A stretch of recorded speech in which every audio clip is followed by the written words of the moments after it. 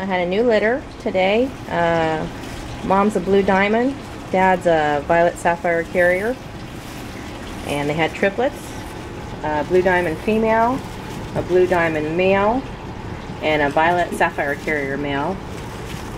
They're active, and everybody seems to be getting along good. This is Mom's first litter.